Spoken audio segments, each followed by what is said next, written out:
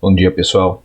Dando continuidade aos nossos estudos sobre o capítulo 5 do livro do Halliday, tá? O nosso próximo objetivo é definir massa.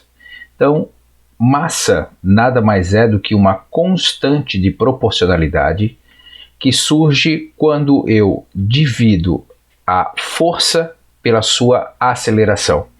Então, se eu tenho uma massa constante, tá?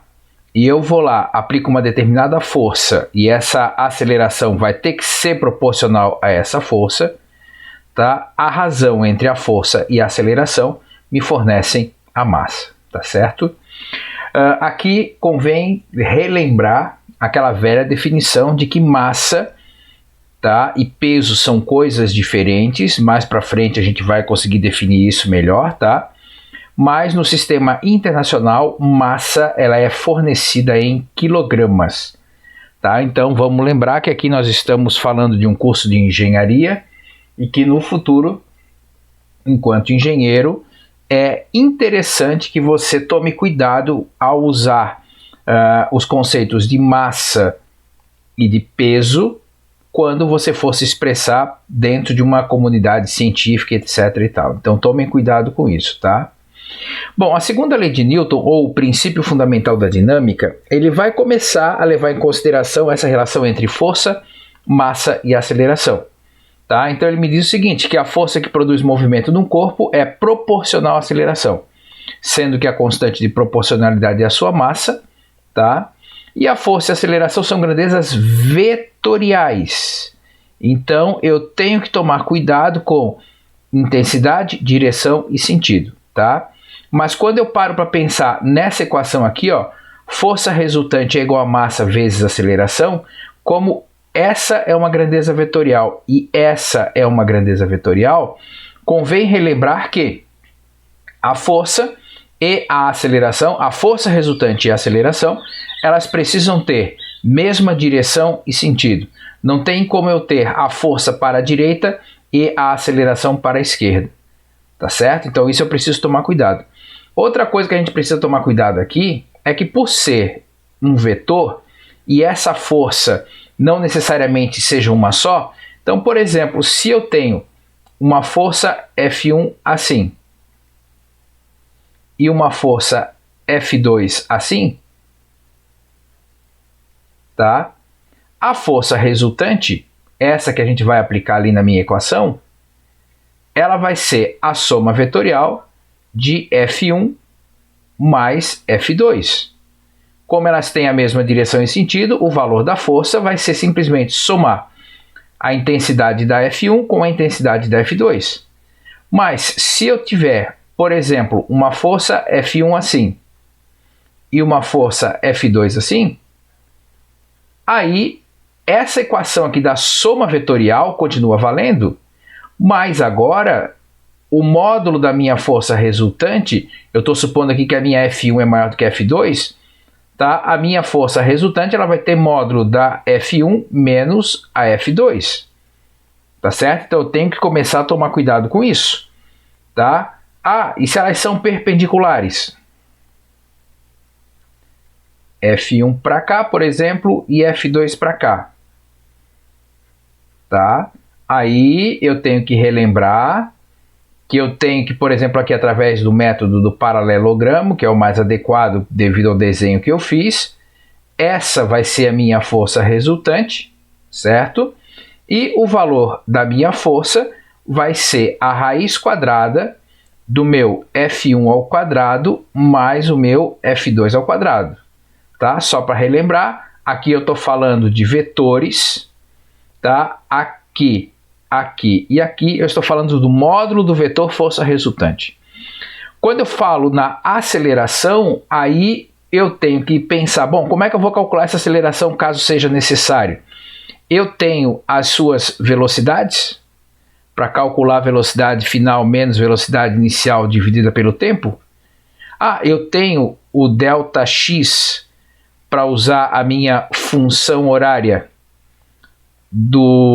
da posição do meu movimento retilíneo uniformemente variado, por exemplo, tá? Ah, eu tenho que usar Torricelli para calcular essa aceleração.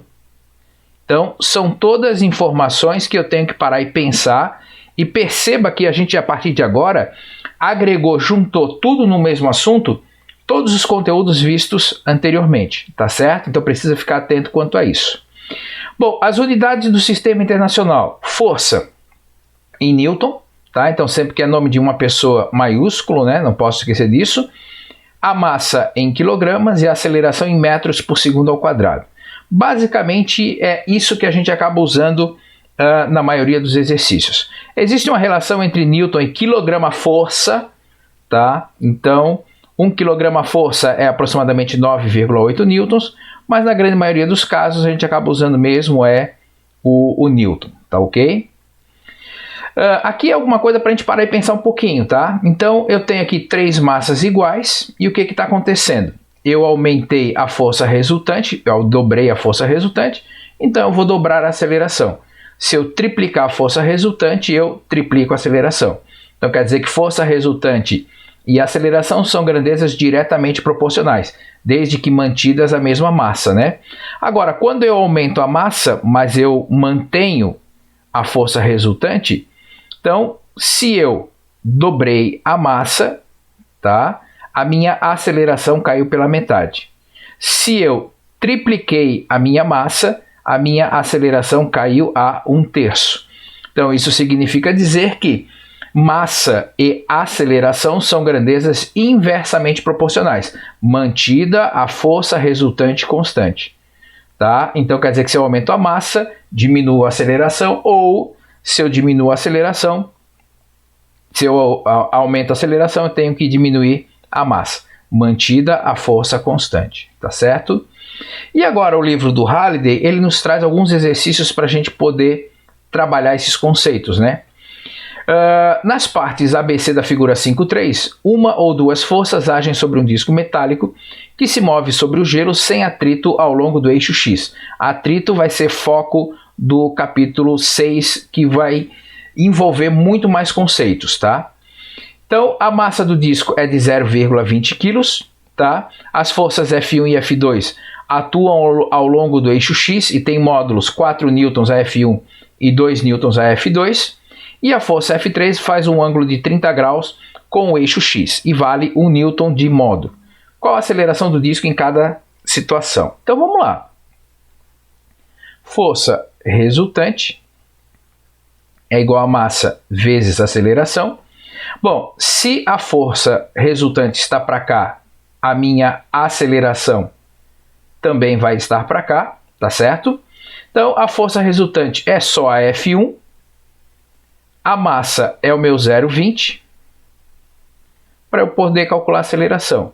Esse cara vai para lá dividindo, então quer dizer que a aceleração vai ser 4 dividido por 0,20, e essa primeira aceleração aqui fecha 20 metros por segundo ao quadrado, ok? Bom, na próxima situação eu tenho a F1 e eu tenho a F2. Ele me disse que a F1 vale 4 newtons e a F2 vale 2 newtons. Então aqui eu tenho 4 newtons, tá? Aqui eu tenho 2 newtons, ok? Como a força F1 e a força F2 possuem sentidos opostos, uma está para a direita e a outra está para a esquerda, eu tenho que analisar qual das duas forças é maior, em módulo. Nesse caso, F1. Então, quer dizer que a minha aceleração vai estar para o mesmo lado da maior força. Então, se eu vou aplicar agora aqui, força resultante é igual a massa vezes aceleração, bom, eu vou fazer a F1 menos a F2, sentidos opostos, massa vezes aceleração. Ou seja, 4 menos 2 igual a 0,20 vezes A. Então, isso aqui dá 2. O 0,20 vem para cá dividindo. Ok? E eu encontro aqui que a minha aceleração está valendo 10 metros por segundo ao quadrado. Ok? Bom, vamos para o último item, o C, né? Que aí eu tenho essa F3 aqui. Eu vou dar uma ampliada nessa F3 para facilitar a minha vida. Tá? Então, a minha F3 está para cá. ok? Essa F3 está fazendo, de acordo com a descrição, 30 graus aqui.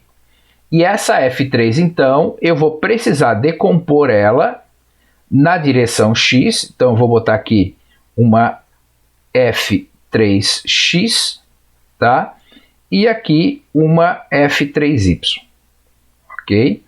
Como a F3Y está empurrando o objeto sobre o solo aqui, a superfície de apoio, ela não vai gerar nenhuma aceleração, então eu não preciso me preocupar com ela. Entretanto, a F3X sim.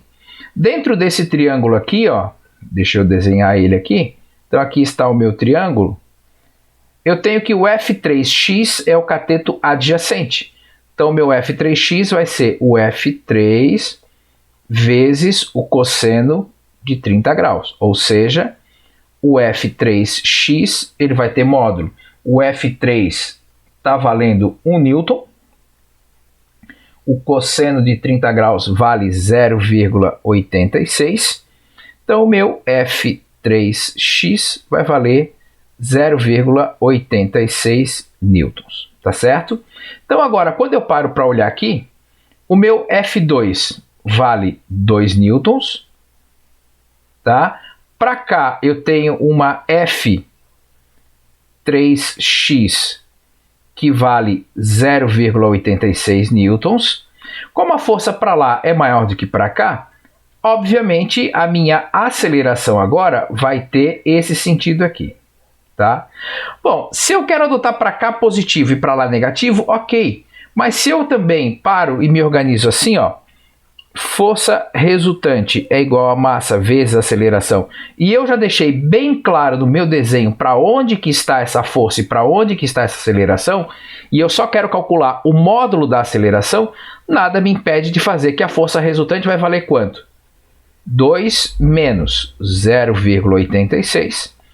A massa está valendo o meu 0,20 vezes A.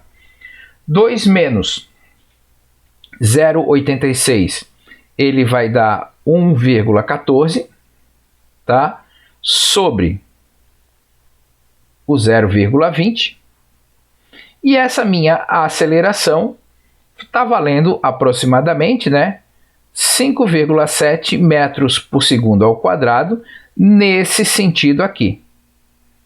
Tá? Então, se você quiser colocar o negativo aqui na frente, e botar aqui menos e aqui mais, também está ok, tá certo?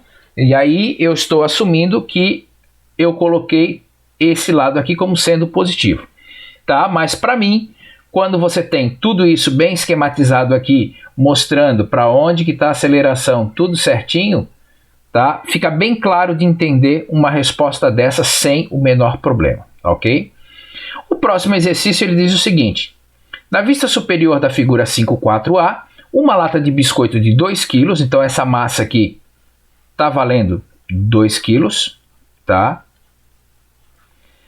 É acelerada a 3 metros por segundo ao quadrado, na orientação definida por A, em uma superfície horizontal sem atrito. Então aqui eu tenho que lembrar que é uma vista superior e essa bolacha aqui está sobre uma mesa, tá? A aceleração é causada por 3 forças horizontais, só que aqui eu só tenho a F1 e a F2. Ok? Das quais apenas 2 são mostradas, a F1 de módulo 10 newtons, que está aqui, e a F2 de módulo 20 newtons. Qual é a terceira força na notação dos vetores unitários e na notação módulo ângulo? Então, olha só, eu já montei aqui um esqueminha. Eu tenho essa aceleração. Bom, então eu tenho que lembrar que essa aceleração aqui, ela tem uma componente na direção x, que eu vou chamar de AX, mas ela também tem uma componente na direção Y, tá? Que eu vou chamar de AY. Usando a decomposição vetorial, ok? E é importante que eu faça isso. Esse meu AX, por ser o cateto adjacente, ele vai ser o meu A vezes o cosseno de 50 graus. 3 vezes o cosseno de 50 graus. Então quer dizer que esse meu AX aqui, o módulo dele, vai valer 1,92 metros por segundo ao quadrado. Esse meu AY, por ser esse cateto oposto aqui, tá? Então esse meu AY, é só módulo, perdão, ele vai valer o meu A vezes o seno de 50 graus, tá? Então o módulo do meu AY, ele vai valer 2,29 metros por segundo ao quadrado. Vou fazer da mesma forma essa decomposição aqui. Então aqui eu tenho o meu F1Y, tá?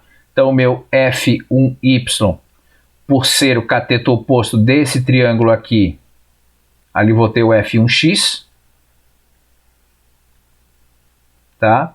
Ele vai ser o F1 vezes o seno de 30 graus. Então o meu F1Y, ele vai valer 5 newtons. E o meu F1x, que é esse cara aqui, vou botar ele aqui, vai valer o F1 vezes o cosseno de 30 graus. Então, o meu F1x, ele vai valer 8,6 newtons. Bom, agora olha só, eu tenho que me preocupar, e aí deixa eu tentar botar isso aqui um pouquinho mais para cima, porque eu já sei que na direção x eu tenho essa aceleração aqui,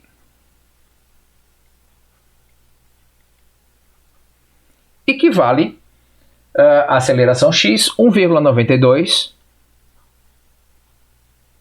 metros por segundo ao quadrado. Mas de acordo com o meu desenho, eu por enquanto só conheço uma F1x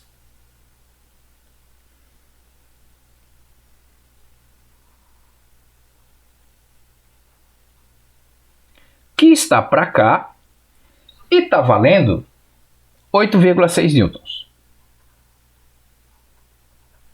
Dessa forma, se a minha aceleração é para cá, a força resultante tem que ser para lá. Então, de alguma maneira, a minha componente x da minha F3 vai ter que estar para lá. E quanto que ela vale? Bom, aí vamos pensar agora aqui. Força resultante é igual a massa vezes aceleração.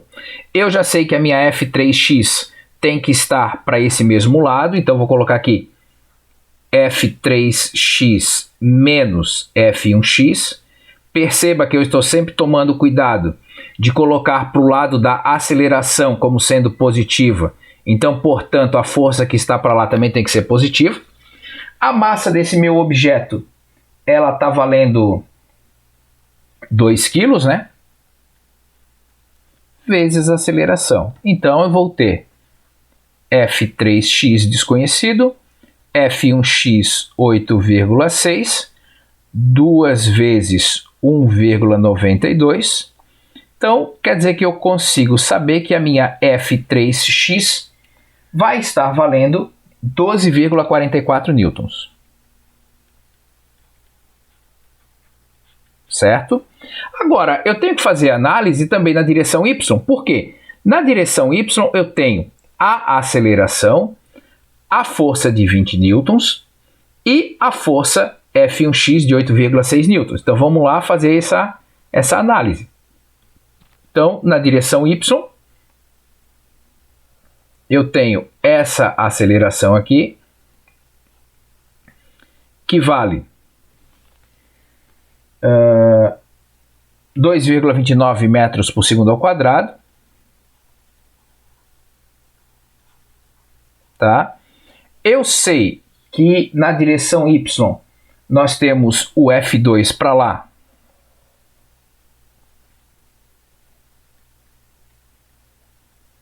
Que está valendo 20 newtons. Tá? E nós temos para cá um F1y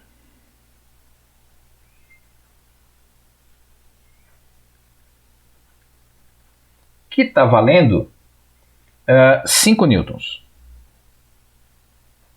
Certo? Então, quando eu paro para pensar nessa situação aqui, então o que acontece? Eu vou ter que pensar o seguinte: força resultante é igual a massa vezes a aceleração. Bom, eu tenho a F2 para um lado, que está para o mesmo lado da aceleração, positiva, tá? Tenho a F1y para o outro lado, e tenho a F3y, que eu não sei para que lado está, e vou colocar positivo. Eu tenho a massa e tenho a aceleração. Então a F2 está valendo 20, a F1y está valendo menos 5, deixa eu apagar aqui que eu botei positivo, tá? Menos 5, mais a F3y, a massa desse objeto que vale 2 e a aceleração que vale 2,29. Quando você resolve isso, você encontra que a F3y está valendo menos 10,42 newtons. Então quer dizer que a minha F3y está para cá e vale menos 10,42 newtons. Então, quando eu começo a organizar todas essas minhas informações, eu sei o seguinte: aqui está o meu eixo X, aqui está o meu eixo Y, tá certo? Deixa só eu colocar aqui o meu sentido positivo, Y, X, tá? Então, a minha F3x é para cá.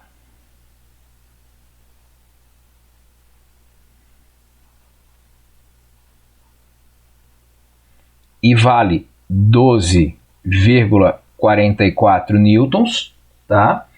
A minha F3y é para cá.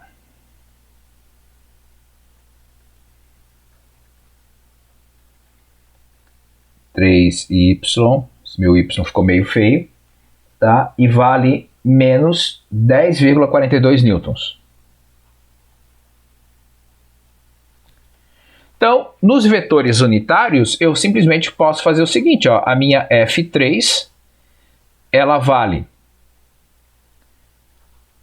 12,44 na direção I, menos 10,42 na direção J. E acabou aqui. Agora, expressando isso na forma de vetor módulo mais ângulo, tá? Então, primeiro eu tenho que calcular o valor de F3, que vai ser a raiz quadrada do F3x ao quadrado mais o F3y ao quadrado. Quando você faz esses cálculos, você encontra que o F3 tem um módulo de 16,22 newtons. Então, eu tenho a consciência de que esse meu F3 está aqui, aqui e está voltado para cá, certo? Então, essa é a direção do meu F3. E eu já sei que ele vale 16,22 newtons. Agora, quanto que vale esse ângulo aqui, esse ângulo θ? Aí eu vou calcular esse ângulo θ a partir da tangente, né? Então, a tangente de θ vai ser o cateto oposto, F3y, sobre o cateto adjacente, F3x. E aí eu encontro que esse ângulo θ, ele equivale a aproximadamente 39,9 graus, 40 graus praticamente, né? Tá? No sentido anti-horário com semi-eixo positivo de x. Tá certo? Então, dessa forma, a gente começa a aprender a usar a primeira e a segunda leis de Newton. Bons estudos para vocês, um grande abraço, tchau, tchau.